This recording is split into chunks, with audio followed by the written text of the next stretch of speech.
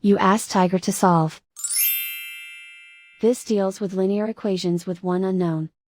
The final result is w equals -217.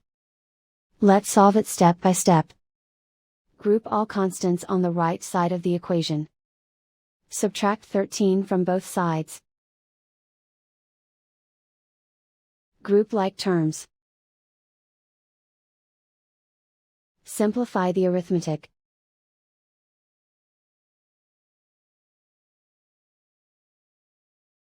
Isolate the w. Multiply both sides by 7.